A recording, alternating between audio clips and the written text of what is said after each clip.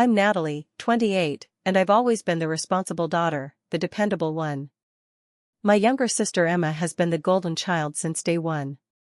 When my parents canceled my birthday dinner for Emma's date with her new boyfriend, I reached my breaking point. What they didn't realize was that I held the keys to their financial security. The mortgage they so casually discussed? My name was on it.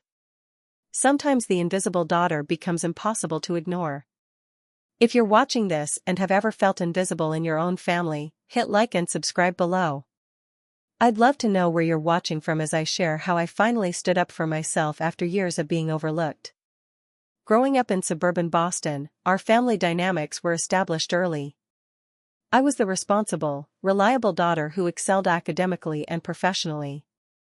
After graduating with honors in finance, I landed a job as a financial analyst at Mercer & Gray, one of the most prestigious firms in the city. Within 4 years, I'd been promoted twice and had built a reputation for meticulous attention to detail and sound investment strategies. My bosses praised my work ethic, and clients specifically requested to work with me. Emma, 6 years younger at 22, was completely different. Where I was practical and focused, Emma was spontaneous and social. Her grades were average at best, but her personality was magnetic. She could charm anyone with her infectious laugh and adventurous spirit. While I spent weekends studying or working, Emma was at parties or on impromptu road trips with friends. Even now, as a college senior majoring in communications, she prioritized social connections over academic achievements. Our parents, Robert and Catherine Miller, had always shown favoritism toward Emma. When we were children, it was subtle: Emma got the bigger bedroom because she has more toys, or she got to choose the movie on family night because she gets bored easily. As we grew older, the favoritism became more obvious. My academic achievements were expected, while Emma's C+ was celebrated with dinner out because she tried so hard. I still remember my high school graduation. I was valedictorian and had received a substantial scholarship to attend Boston University. During my speech, I spotted my parents in the audience, my mother dabbing tears with a tissue. I felt a surge of pride thinking they were finally showing emotion over my accomplishment. Later, I discovered my mother was crying because Emma had texted her about not making the cheerleading squad for the upcoming year. My speech was barely mentioned during our celebration dinner, while strategies for Emma's next cheerleading tryout dominated conversation. Despite this history, I remained close to my family. When my father suffered a heart attack 2 years ago, I stepped in without hesitation. Dad's medical bills were substantial, and their savings weren't enough to cover the expenses while maintaining their mortgage payments. Their house, my childhood home, was at risk of foreclosure. Without being asked, I offered to help with the mortgage payments. I became a co-signer on their refinanced mortgage, with automatic payments coming directly from my account each month. It was a significant financial commitment, but family was family. I lived in a modest one-bedroom apartment in the city, deliberately keeping my expenses reasonable despite my comfortable salary. I could have afforded a more luxurious place, but financial security had always been important to me. Plus, helping with my parents' mortgage meant I needed to be careful with my budget. Still, I had created a comfortable, stylish space that reflected my personality, minimalist but warm, with carefully chosen artwork and furniture I'd saved for. Meanwhile, Emma lived in a college apartment paid for by our parents. She worked part-time at a boutique clothing store, but most of her expenses were covered by Mom and Dad. They explained that they wanted her to focus on her studies and enjoy the college experience. I had worked 30 hours a week during my college years while maintaining a 4.0 GPA, but I never pointed this out. 3 months ago, Emma started dating Blake Harrison, the son of a prominent local business family who owned a chain of high-end restaurants across New England. Blake was handsome, charming, and came from money, a combination that had my parents practically planning the wedding from their first date. Mom called me after their initial dinner together, gushing about how polite Blake was, how he pulled out chairs and picked up the check. His family knows everyone who's anyone in Boston, she told me excitedly. Can you imagine the doors this could open for Emma? I was happy for my sister finding someone she connected with, but the intensity of my parents' enthusiasm was jarring. Dad, who rarely texted, sent me multiple messages about Blake's family business and how impressive it was that our Emma had caught the attention of someone from such a prestigious family. The subtext was clear: Emma had once again achieved something remarkable simply by being Emma. I didn't mind too much. I was used to it. Besides, I had my own life, my own achievements, and my own pride in what I'd accomplished. And I had my birthday coming up, the one day a year when, traditionally, the attention would be on me. In our family, birthdays had always been sacred. No matter what else was happening, the birthday person got to choose their favorite restaurant, and everyone would gather to celebrate. It was one tradition that had remained consistent throughout our lives, even as other family rituals faded away. For my upcoming 28th birthday, I had chosen Castellini's, an upscale Italian restaurant downtown that had been on my wish list for months.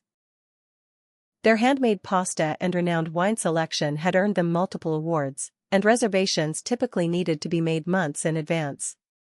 I had been looking forward to this dinner for weeks.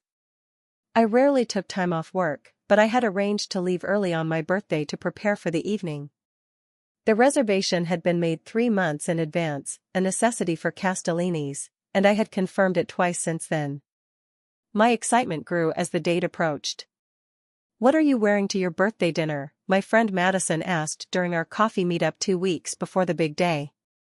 Madison was my closest friend since college, the person who understood my family dynamics without judgment. "I bought a new dress," I told her, unable to hide my excitement. "It's navy blue with a subtle shimmer. Cost more than I usually spend, but it's my birthday, right?"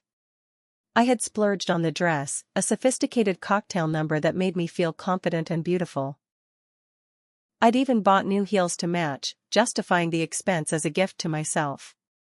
After all, turning 28 felt significant. I was established in my career, financially stable, and beginning to feel truly comfortable in my own skin.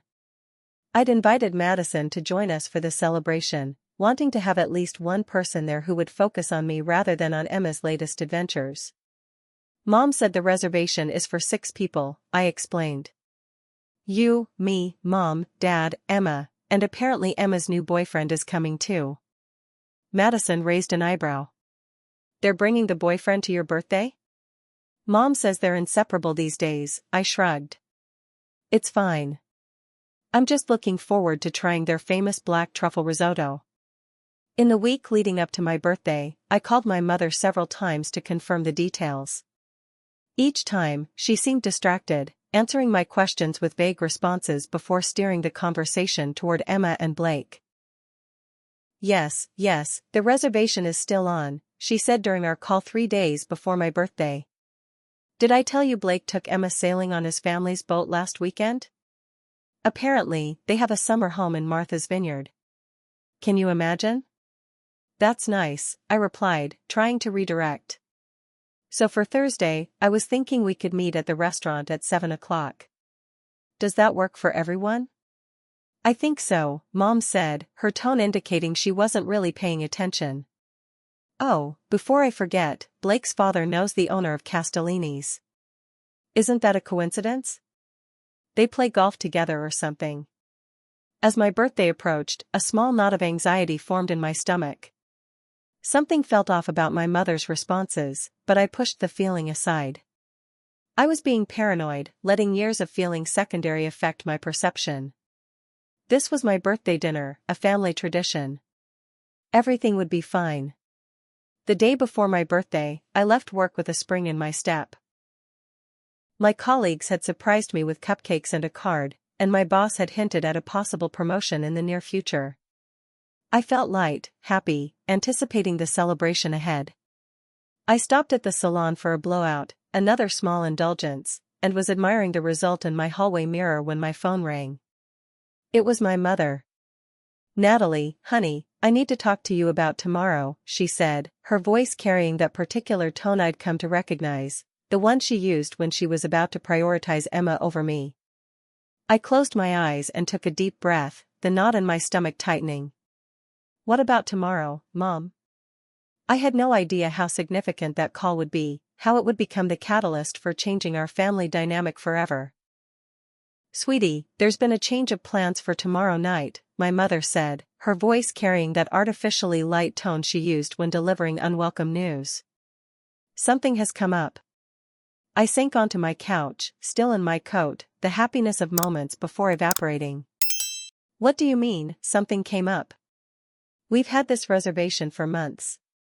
"Well, it's Emma," she began, and just from those 3 words, I knew exactly where this conversation was headed. Blake's parents invited her to join them for dinner at the Harborview Club tomorrow night. It's apparently a very exclusive event, a charity gala with some of the most influential families in Boston. I closed my eyes, gripping the phone tighter. And, well, they specifically invited your father and me to attend as well. To meet the family properly. Mom's voice rose with excitement she couldn't quite suppress. Blake's father is considering Emma for an internship at their corporate office after graduation. This could be such an important opportunity for her future. The implications were clear, but I needed to hear her say it. "So what about my birthday dinner? The reservation we've had for 3 months? That's why I'm calling, honey. I thought we could reschedule your birthday dinner to next weekend. Or maybe the following Tuesday? I know Castellini's isn't as busy on weeknights." The casual way she suggested rescheduling my birthday, as if it were a routine dentist appointment, made something crack inside me. "You're canceling my birthday dinner? The day before my actual birthday?" "Not canceling, Natalie. Rescheduling." Mom's voice took on that patronizing tone she used when she thought I was overreacting. "It's just dinner. We can celebrate your birthday anytime. But this opportunity for Emma is time-sensitive." I stood up and began pacing my apartment. "Mom, this isn't about the restaurant. This is about the fact that you're choosing Emma's date over my birthday. Again." "It's not just a date," she countered. "Blake's family is very well connected. This could determine Emma's entire career path. You're established in your career already, you understand how these things work." "Put Dad on the phone," I said, my voice tight. There was a rustling sound, and then my father's deep voice came on the line. "Natalie? Your mother explained the situation?"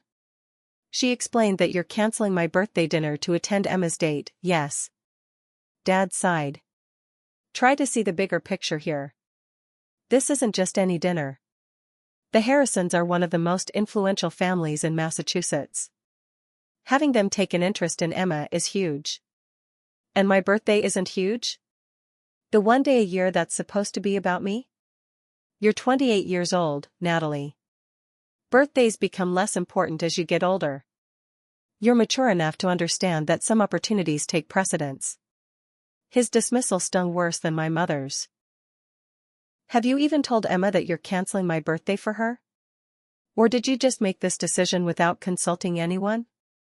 There was a telling pause. "Emma knows we had plans with you, but she understands the importance of this opportunity." Translation: Emma knew they were canceling my birthday and didn't object. "I see," I said, my voice becoming eerily calm as anger replaced hurt. "So all 3 of you decided my birthday was expendable." "Now you're being dramatic," Dad said. "It's just dinner. We'll celebrate next week." "Did you even try to suggest a different night to the Harrisons? Or did you immediately offer to cancel your existing plans with your other daughter?" Another telling silence. "That's what I thought," I said. "Enjoy your evening with the prestigious Harrisons. I'm sure it will be everything Emma deserves." I hung up before he could respond, throwing my phone onto the couch as if it had burned me. For several minutes, I just stood in the middle of my living room, shaking with anger and hurt. Then I grabbed my phone again and called Madison. "They canceled my birthday," I said when she answered, my voice breaking despite my resolve not to cry. "What? Who canceled?" "My parents. They canceled our dinner for tomorrow because Emma's boyfriend's parents invited them to some exclusive gala. Apparently, it's more important than my birthday." Madison's gasp of outrage was exactly what I needed to hear. "They did not. The dinner we've been planning for months? That you were so excited about? Yep. Mom suggested we reschedule to next week. Like my actual birth date is just an inconvenient scheduling conflict. That is beyond messed up, Nat. What are you going to do? I sank back onto my couch, the full weight of the situation hitting me. What can I do? They've made their choice. Emma comes first, as always. Don't you dare spend your birthday alone, Madison declared. If they won't celebrate you, we will. I'm coming over tomorrow with cake, wine, and a marathon of those terrible reality shows you pretend not to love. Despite everything, I smiled at her fierce loyalty. You don't have to do that. I absolutely do. And I'm bringing presents. Good ones. Better than whatever last-minute gift your parents grab from the department store next week. After we hung up, I sat in my darkened apartment, my mind replaying years of similar incidents, achievements overlooked, preferences ignored, needs deprioritized, all in favor of Emma. Always Emma. My phone dinged with a text message. With a surge of hope, I grabbed it, thinking perhaps my parents had reconsidered. Instead, it was a social media notification. With trembling fingers, I opened the app to see Emma had posted a picture of a new dress with the caption, "Can't wait for tomorrow's gala with Blake and the family." She hadn't even mentioned it was my birthday.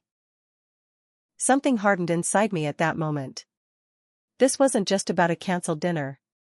This was about a lifetime of being treated as less than, of my feelings being considered inconsequential, of being expected to understand and accommodate while never receiving the same consideration in return. For the first time, I allowed myself to feel the full extent of my anger, and to consider that perhaps it was justified. My actual birthday dawned gray and drizzly, matching my mood perfectly. I'd called in sick to work, something I rarely did, unable to face cheerful birthday wishes from colleagues who would expect me to have celebration plans.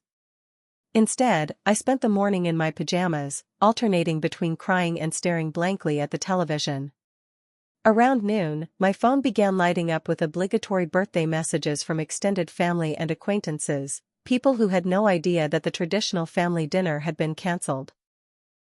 I responded with brief thanks, maintaining the illusion that everything was normal. Nothing from my parents or Emma. By mid-afternoon, curiosity and masochism got the better of me. I opened Instagram to see Emma had already posted multiple photos from her preparations for the evening gala. One showed her getting her hair done at an expensive salon with the caption, "Getting glam for tonight's big event. Thanks Mom for the birthday gift of a professional styling session." My mother had taken her for a salon day, as a birthday gift. My birthday gift. The next photo showed Emma and my mother shopping, holding up glittering clutch purses in a high-end boutique. Last-minute accessories emergency. Mom to the rescue. While I sat alone in my apartment on my birthday, my mother was spending the day helping Emma prepare for her date. The realization sent a fresh wave of pain through me. I scrolled further and saw my father had commented on one of the photos. "My beautiful girl's getting ready for a special night. So proud." He hadn't even texted me happy birthday. The final blow came at 6:30 p.m. when Emma posted a group photo at the Harborview Club. There were my parents, dressed in their finest, beaming alongside Emma, Blake, and an older couple who must be the Harrisons. They were seated at a table laden with fine china and crystal glasses, a spectacular view of Boston Harbor visible through the windows behind them. The caption read, "Amazing evening with the most important people in my life." The most important people in her life. Not including her sister. On her sister's birthday.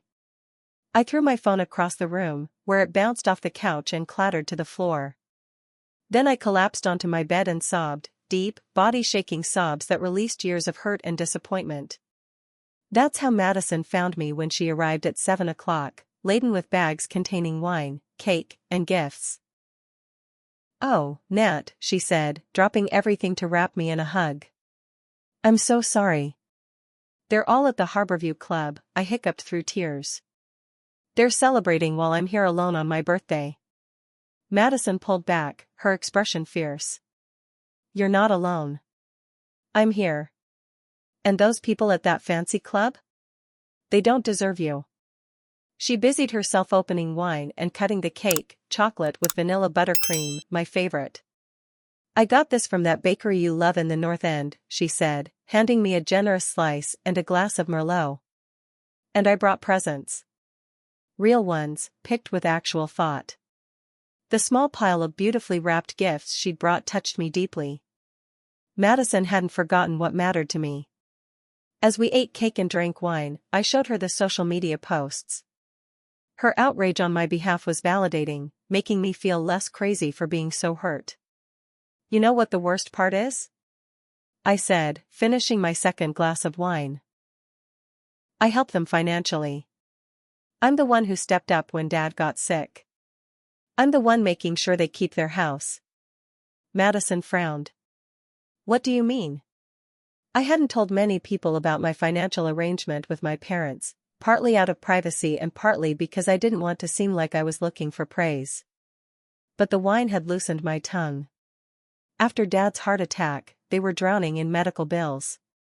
The house was at risk of foreclosure. I offered to help with the mortgage payments. I'm a co-signer on their refinanced loan, and the payments come directly from my account each month. Madison's eyes widened. Are you serious? How much are we talking about? Almost $2,000 a month, I admitted. It's a significant chunk of my salary. And they canceled your birthday dinner? After you've been paying their mortgage?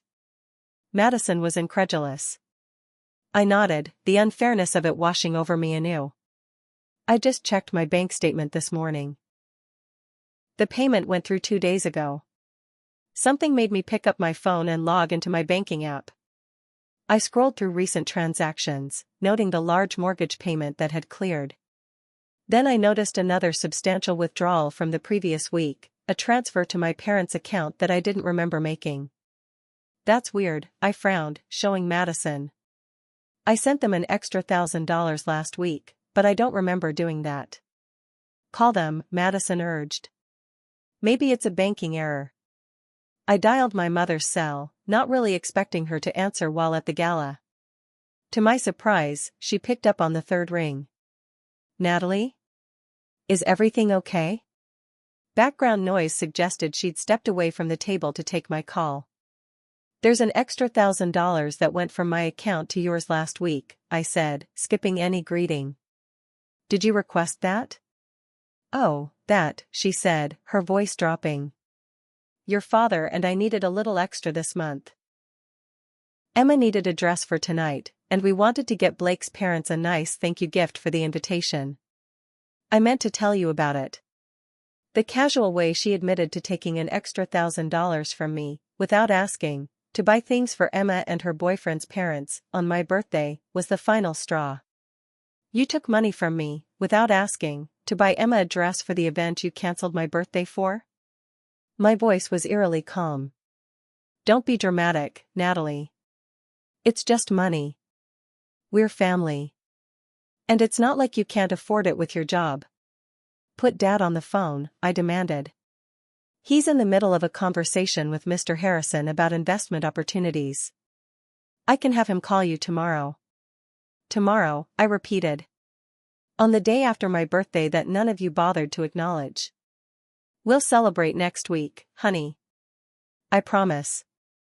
I need to get back now, they're about to announce the charity auction items. She hung up, leaving me staring at my phone in disbelief. What did she say? Madison asked. They took the money to buy Emma a dress for tonight and a gift for Blake's parents, I said, still processing the enormity of their entitlement. She didn't even ask. Just took it, because we're family and apparently my money is their money. Madison's expression hardened. That's not okay, Nat. That's really not okay. No, I agreed, a strange calm settling over me. It's not. I opened my banking app again and began scrolling through months of transactions. Every mortgage payment. Every extra loan my parents had requested. The thousands upon thousands of dollars I had provided, all while being treated as an afterthought in my own family. I think, I said slowly, I need to make some changes.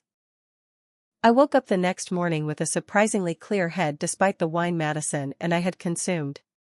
She had stayed over, sleeping on my couch after refusing to leave me alone in my state of emotional turmoil. The clarity I felt wasn't just from a lack of hangover, it was a newfound determination that had crystallized overnight. While Madison still slept, I sat at my small dining table with my laptop, coffee in hand, and began investigating the financial arrangement with my parents. As a financial analyst, I was annoyed with myself for not looking more closely at the details before now. I had trusted my family, assuming they would treat my assistance with the respect and gratitude it deserved. I pulled up the mortgage refinance documents I had signed 2 years ago. As I suspected, I wasn't just helping with payments, I was a full co-signer on the loan. My name was on their house. I had legal rights and responsibilities related to that property. Next, I examined my bank statements more thoroughly.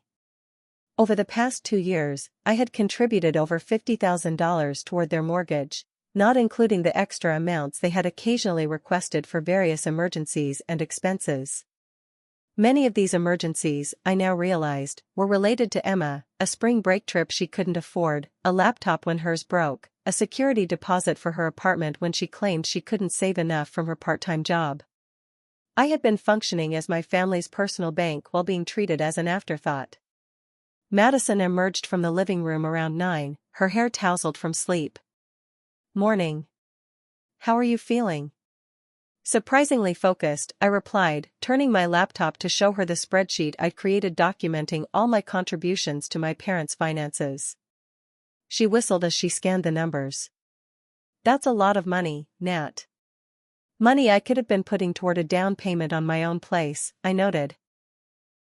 "Or investing for my future." "So what are you thinking?" Madison asked, pouring herself coffee. "I need legal advice," I decided. "And I know just who to call." Madison's girlfriend Alexis was an attorney specializing in real estate law.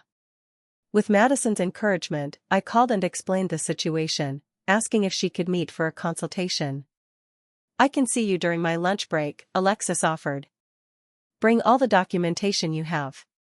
3 hours later, I sat in Alexis's office, spreading out copies of the mortgage documents, bank statements, and my hastily created financial tracking spreadsheet. "So let me make sure I understand," Alexis said after reviewing everything. "You're a co-signer on your parents' mortgage. The payments come directly from your account each month. And they've been taking additional money without explicit permission?" "Yes," I confirmed. "I agreed to help with the mortgage after my dad's health issues. The extra withdrawals were supposed to be occasional and with my knowledge, but they've become more frequent and often without asking first." Alexis leaned back in her chair. "As a co-signer, you have certain rights. The property is legally linked to you. If payments stop, it affects your credit as much as theirs." "What are my options?" I asked. "You could have a conversation about creating a formal loan agreement for the money you've already contributed," she suggested. "Or you could request to be removed as a co-signer, which would require them to refinance again." "And what if I wanted to stop payments immediately?" Alexis regarded me carefully. "You could. It's your money and your bank account. But it would potentially lead to missed mortgage payments if your parents can't cover the full amount, which would damage your credit as well as theirs." I nodded, considering. "What if I set the money aside separately instead of sending it to the mortgage company?" "Legally speaking, would that protect me somewhat?" "That could be a prudent intermediate step," Alexis agreed. "Create a separate savings account and deposit the equivalent mortgage payments there while you decide how to proceed. That demonstrates good faith while giving you time to renegotiate the arrangement." I left Alexis's office with a clear plan and a weight lifted from my shoulders. I wasn't going to continue being taken for granted. I wasn't going to keep financing a family that couldn't even acknowledge my birthday. Back at my apartment, I logged into my online banking portal and took several decisive actions. First, I created a new high-yield savings account. Then I canceled the automatic mortgage payment scheduled for the following month. Finally, I set up an automatic transfer of the same amount into my new savings account instead. The mortgage payment wasn't due for another 3 weeks. My parents wouldn't notice anything amiss until then, giving me time to prepare for the inevitable confrontation. Just as I finished, my phone rang. It was my mother. "Natalie, honey, how are you? I was thinking we could do your birthday dinner this Sunday. Does that work for you?" Her casual tone, with no acknowledgement of having completely ignored my actual birthday, made my blood boil. But I kept my voice level. "How was the gala last night?" "Oh, it was wonderful." She launched into an enthusiastic description of the evening, the important people they met, and how impressed everyone was with Emma. Blake's father practically offered her a job on the spot.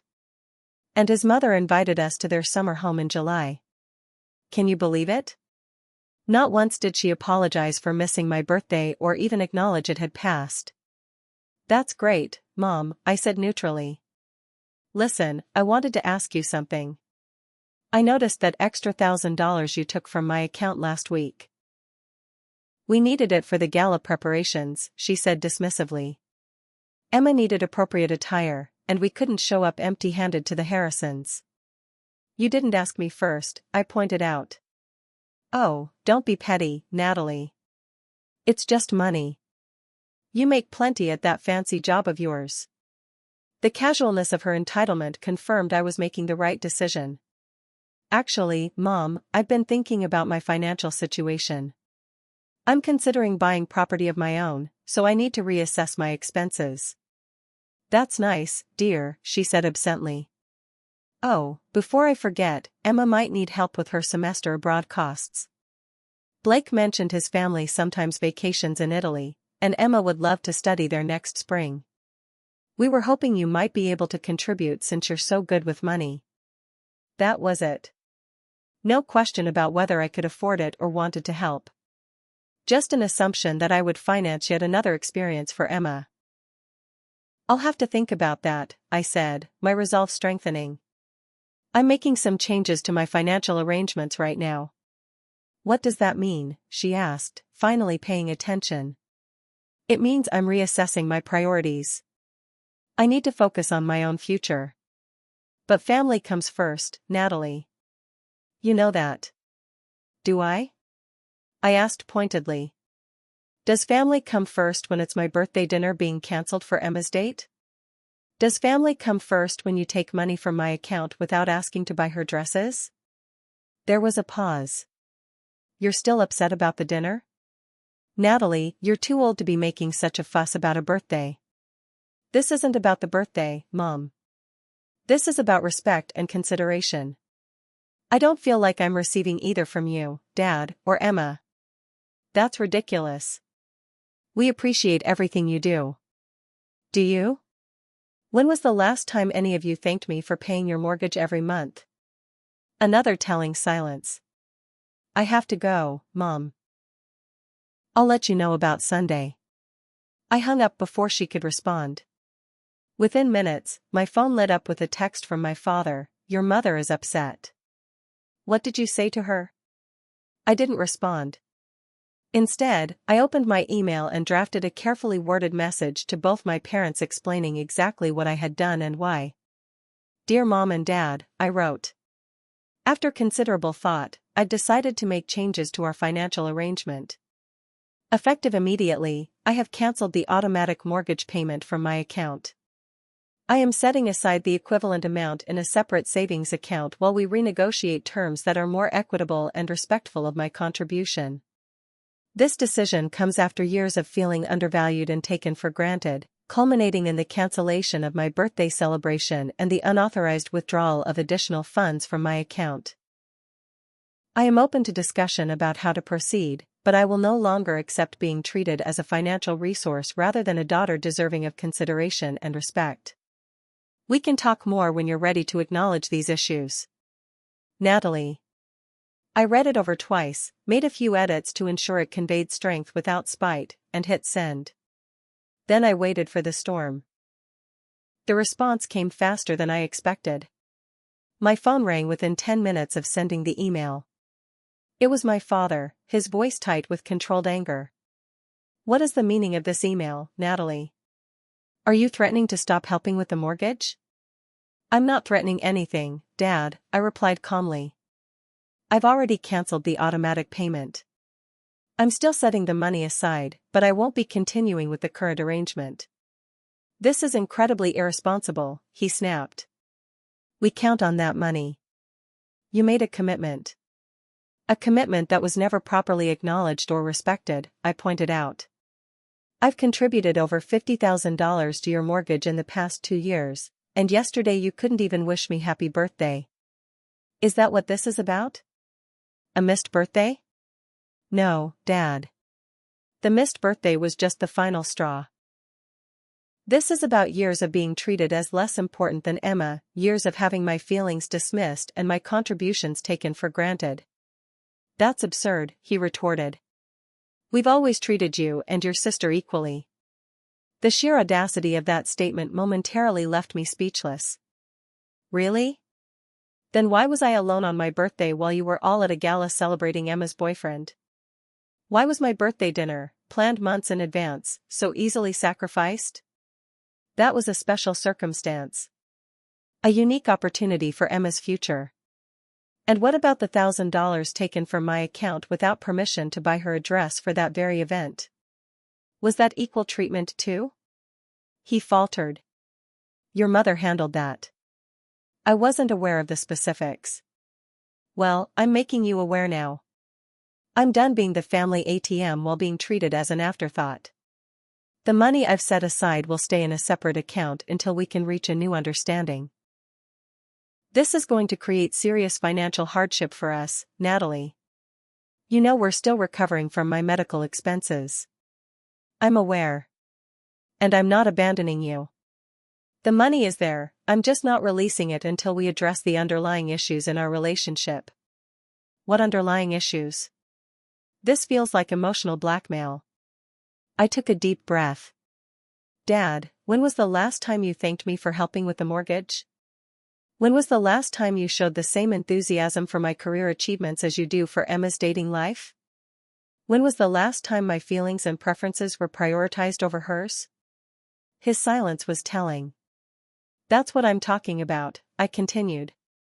I matter too. My feelings matter. My birthday matters. And until that's acknowledged and respected, our financial arrangement needs to change. I need to discuss this with your mother, he said stiffly. And we'll need to talk to Emma as well. This affects all of us. I'm available whenever you want to have that conversation, I replied. As a family. After we hung up, I felt a strange mixture of anxiety and relief. Standing up for myself was terrifying but also liberating. I'd spent so many years being the understanding one, the one who accommodated everyone else's needs while suppressing my own. No more. My phone buzzed with a text from Emma, WTF Natalie? Mom and Dad are freaking out about money. What did you do? I considered ignoring it but decided direct communication was best. I canceled the automatic mortgage payment I'd been making for the past 2 years. Why would you do that? She replied immediately. They need that money. I know. And I've set it aside in a separate account. But I need some acknowledgement and respect from this family before I continue financially supporting everyone. Is this because of the birthday dinner? Seriously? That's so petty. Her dismissive response reinforced I was making the right decision. It's not just the dinner, Emma. It's years of being treated as less important than you. Years of my feelings being dismissed exactly the way you're dismissing them now. Drama much? We're having dinner this Sunday instead. What's the big deal? The big deal is that my birthday was important to me, and none of you cared. The big deal is that Mom took money from my account without permission to buy you a dress for the event that replaced my birthday dinner. The big deal is that I contribute thousands of dollars to this family every month and get nothing but disregard in return. So you're using money to manipulate everyone? Real mature. No, I'm establishing boundaries. There's a difference. I paused, then added, "Did you know about the money Mom took from my account for your dress?" Her delayed response told me everything. "I thought she asked you first." She didn't. Just like no one asked if I was okay with canceling my birthday dinner. My feelings weren't considered important enough to consult. "You're being really selfish right now," Emma texted back. "Blake's family connections are a huge opportunity for me. For all of us. And my birthday was important to me. My financial stability is important to me. Being treated with basic respect by my family is important to me. None of that seems to matter to any of you." She didn't respond after that. Within hours, the extended family grapevine had activated. My Aunt Meredith called, concerned about what she'd heard from my mother. "Natalie, honey, your mom says you're refusing to help with their mortgage anymore? That doesn't sound like you." I explained the situation as calmly as I could, including the cancelled birthday and the unauthorized withdrawal. "Oh," she said, her tone shifting. "She didn't mention those parts." "I'm not surprised," I replied. "It's easier to paint me as the villain than acknowledge how they've been treating me." "I had no idea you were paying their mortgage," Aunt Meredith admitted. "The way your mother talked about it, I assumed they'd handled the refinancing themselves." Similar calls came from other family members, some supportive after hearing my side, others critical of my financial manipulation without being interested in the context. Madison checked in regularly, offering encouragement and moral support. "Stand your ground," she urged. "This is long overdue." 3 days after my email, my mother called. "We need to talk about this as a family," she said, her voice unnaturally controlled. "Can you come over for dinner tomorrow night?" "All of us? Including Emma?" "Yes, she'll be here." I agreed, both dreading and anticipating the confrontation to come. The following evening, I arrived at my parents' house, the house I was helping to pay for, feeling strangely like a visitor rather than family. Emma's car was already in the driveway. The tension in the living room was palpable as I entered. My father sat in his recliner, face grim. My mother perched on the edge of the couch, hands clasped tightly in her lap. Emma slouched in the armchair, scrolling through her phone, barely looking up when I came in. "Natalie," my father began formally. "We've asked you here to discuss your decision regarding the mortgage payments." "I'm here to discuss our family dynamic," I corrected. "The mortgage is just a symptom of the larger issue." "And what issue is that?" my mother asked, a defensive edge to her voice. "The fact that I'm expected to contribute significantly to this family financially while my feelings and needs are consistently deprioritized in favor of Emma's." Emma's head snapped up. "That's not fair. I didn't ask you to pay their mortgage." "No, but you benefit from it," I pointed out. "And you benefited from the money taken from my account without permission to buy your dress. And you benefited from the cancellation of my birthday dinner so everyone could attend your date." "It wasn't just a date," she protested. "It was a networking opportunity." "It was my birthday," I said simply. "The one day a year that should have been about me." My mother sighed dramatically. "You're still fixated on that? Natalie, grown women don't make such a fuss about birthdays." "This isn't about the birthday itself," I explained for what felt like the 100th time. "It's about the pattern it represents. The pattern of my feelings being dismissed, my contributions being taken for granted, and Emma's wants always taking precedence over my needs." "That's not true," my father interjected. "We've always supported both of you equally." I laughed without humor. "Really, Dad?" When I graduated as valedictorian, the dinner conversation was about Emma not making the cheerleading squad. When I got my first promotion, you asked if I could now afford to help Emma pay for spring break. When I offered to help with the mortgage after your heart attack, there wasn't even a thank you, just relief that you could continue supporting Emma's lifestyle. "That's an exaggeration," my mother said, but her eyes slid away from mine. "Is it? Then why don't you show me the same enthusiasm for my achievements that you show for Emma's dating life? Why didn't you offer to help me buy a dress for a special occasion the way you took money from my account to buy one for her?" The uncomfortable silence that followed was telling. Look, I continued more gently, I don't resent helping the family financially. What I resent is being treated as nothing more than a financial resource. I resent having my one special day cancelled without consideration. I resent having money taken from my account without permission. I resent being constantly expected to understand and accommodate while never receiving the same consideration in return. So you're punishing us financially? My father asked. No. I'm establishing boundaries. I'm still setting aside the mortgage money. But I need acknowledgement of the pattern, an apology for the specific incidents, and a commitment to change before I resume payments. Or what? Emma challenged. You'll let them lose the house? No one is losing the house, I assured her. The money is there. But our relationship needs to change before I continue providing it. This feels like emotional blackmail, my mother repeated my father's earlier accusation. I understand why it might feel that way, I acknowledged. But consider how it feels from my perspective to have my significant financial contribution taken for granted while my feelings are consistently dismissed. My father cleared his throat. Perhaps we could have been more appreciative of your help, he conceded reluctantly. It wasn't much, but it was a start. And perhaps we should have handled your birthday differently, my mother added, though her tone suggested she was merely appeasing me rather than genuinely understanding. Emma rolled her eyes. Fine. Sorry about your birthday. Can we move on now? Not quite, I said.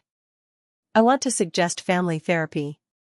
Their reactions were immediate and negative. We don't need therapy, my father scoffed. That's for people with real problems, my mother added. Emma just laughed. Seriously? Over a birthday dinner? Over years of dysfunctional family dynamics, I corrected. I've already found a family therapist who has availability. 4 sessions. That's all I'm asking for before I make a final decision about the financial arrangement. This is ridiculous, my father muttered. Is it more ridiculous than potentially losing your house? I asked quietly. That silenced him. 4 sessions, I repeated.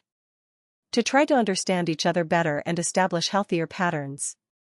Is that really too much to ask in exchange for the financial support I've been providing? They exchanged glances, clearly cornered. Fine, my father finally agreed. 4 sessions. But then things go back to normal. Not normal, I corrected. Better. For all of us. As I left my parents' house that evening, I felt both drained and empowered. The conversation had been difficult, but necessary. And for the first time in years, they had actually heard me. The road ahead wouldn't be easy. But it was a beginning. Our first family therapy session was as uncomfortable as I'd anticipated. Dr. Lillian Chen, a serene woman in her 50s with kind eyes and a no-nonsense demeanor, had us sit in a circle in her warmly lit office. My parents were clearly resistant, my father checking his watch repeatedly while my mother maintained a tight, artificial smile. Emma slouched in her chair, radiating resentment at being required to participate. I'd like to start by understanding what brings you all here, Dr. Chen began. My parents and Emma looked pointedly at me, making it clear they viewed this as entirely my initiative. We're here because I believe our family has developed unhealthy dynamics, I explained. Specifically, a pattern where my younger sister's needs and wants are consistently prioritized over mine, while I'm expected to provide significant financial support without acknowledgement or reciprocal consideration. Dr. Chen nodded. And what do the rest of you think about that assessment? It's an exaggeration, my father said dismissively. Natalie is using her financial leverage to force us into therapy over what amounts to a missed birthday dinner. It wasn't missed, my mother corrected primly. It was rescheduled. We offered to celebrate the following weekend. And you think that's the entire issue? Dr. Chen asked me. No, I replied. The birthday was just the breaking point. It's about years of feeling less valued, less important. It's about having my accomplishments treated as expected while Emma's smallest achievements are celebrated. It's about having money taken from my account without permission to buy Emma a dress for the event that replaced my birthday dinner. Dr. Chen turned to my parents. Did you take money from Natalie's account without permission? My mother shifted uncomfortably. We have an understanding about finances. Natalie helps us since she's doing so well in her career. But did you specifically ask before taking this particular sum for this particular purpose? Well, no, my mother admitted reluctantly. But it was for an important event. More important than Natalie's birthday dinner that had been planned for months. My parents exchanged glances. The dinner with Blake's family was a unique opportunity, my father explained. His family is very influential. The connections could be invaluable for Emma's future. And Natalie's birthday happens every year, Emma added, as if this were a perfectly reasonable point. Dr. Chen regarded Emma thoughtfully. How would you feel if your birthday celebration was cancelled for something involving Natalie? Emma seemed genuinely confused by the question. That wouldn't happen. Why not? Because. Emma trailed off, suddenly aware of the revealing nature of any answer she might give. Because my birthday would never take precedence over Emma's needs, I supplied. That's the dynamic I'm talking about. Over the course of that first session, Dr. Chen skillfully guided us through a discussion that began revealing the deeply entrenched patterns in our family. My parents were defensive, Emma was dismissive, but seeds of awareness were planted.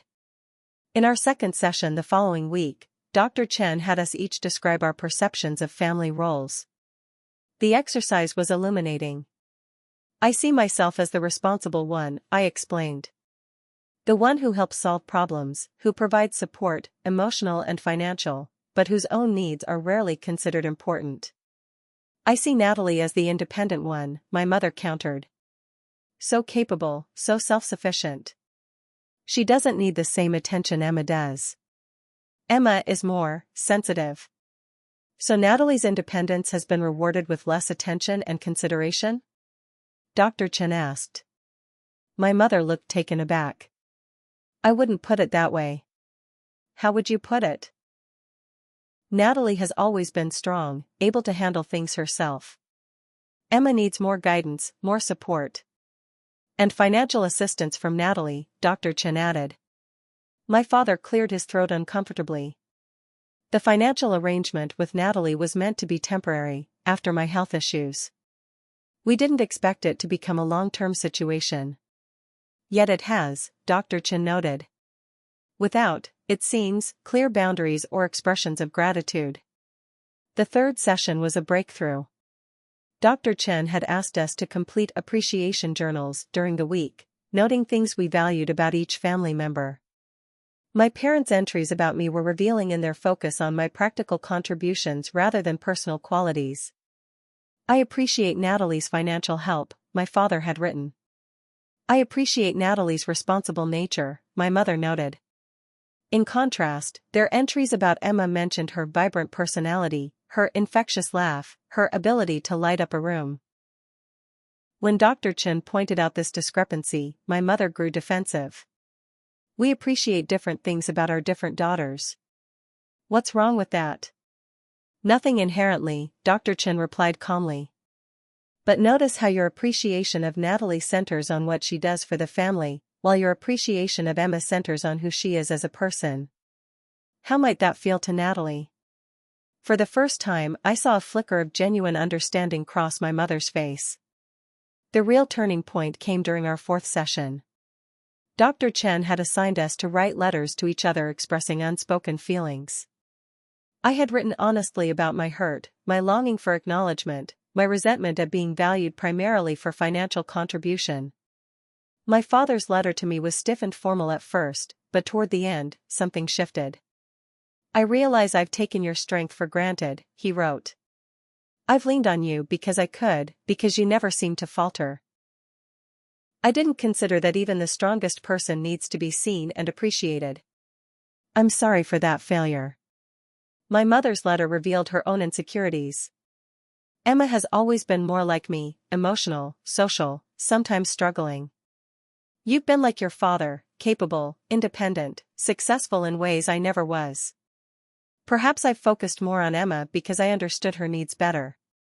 I never meant to make you feel less loved. Even Emma's letter showed a glimmer of self-awareness. I guess I've gotten used to being the center of attention, she admitted. I never thought about how that might feel for you, always having to be the responsible one while I got to be the fun one. That doesn't seem fair. Those letters began a genuine conversation.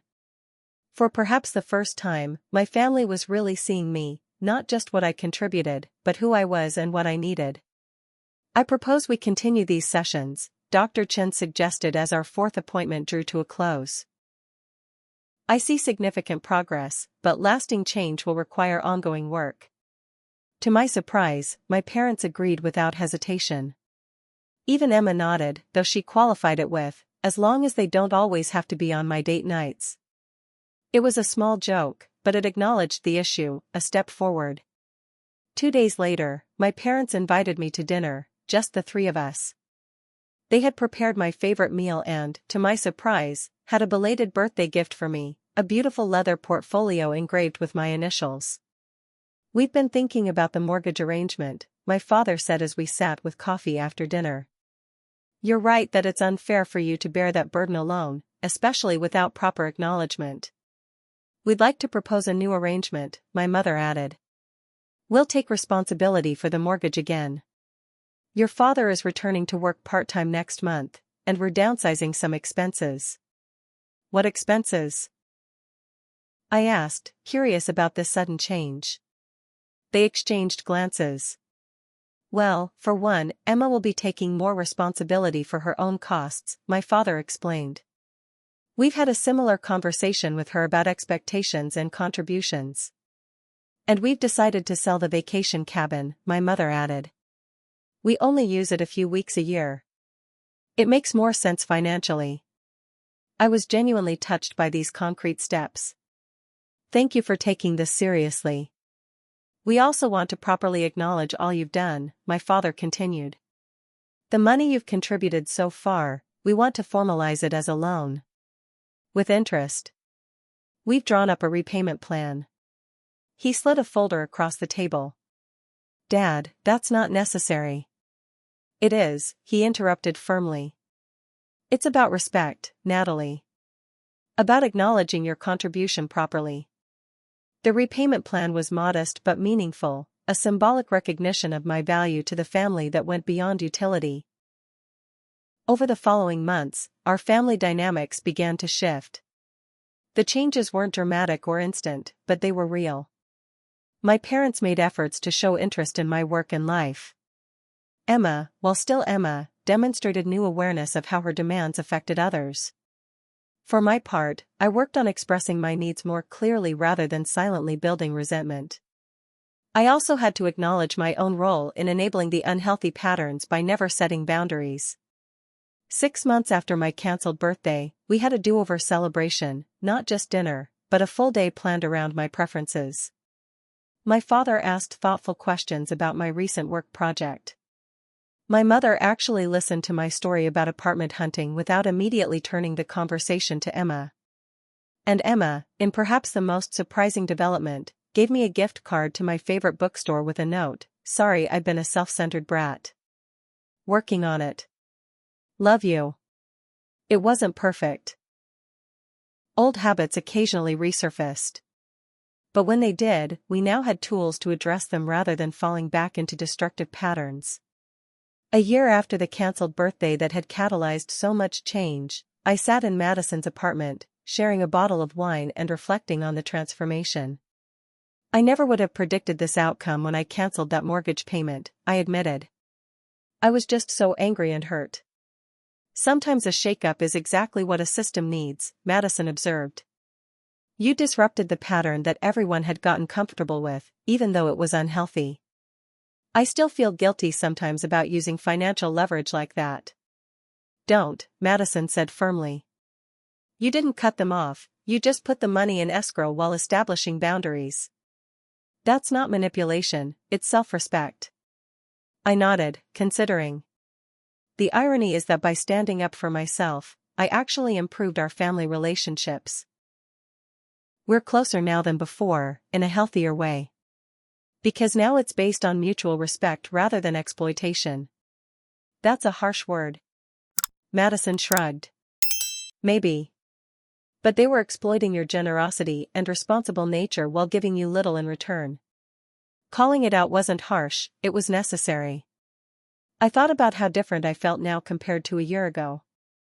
The resentment that had been building for years had largely dissipated, replaced by a new confidence in my worth within the family. I had learned that being strong didn't mean I had to be a doormat, that setting boundaries wasn't selfish but essential for healthy relationships. The most valuable lesson, I reflected, was learning that I deserve consideration and respect, not because of what I contribute financially, but simply because my feelings matter as much as anyone else's in the family. That's a lesson worth the price of a mortgage payment, Madison agreed, raising her glass in a toast. I clinked my glass against hers, grateful for the friend who had supported me through the difficult journey, and for the family that, despite our struggles, had proven capable of growth and change. As I reflect on this experience, I hope my story resonates with those of you who have felt undervalued or taken for granted in your own families. Remember that establishing boundaries isn't selfish, it's essential for healthy relationships. Your feelings matter.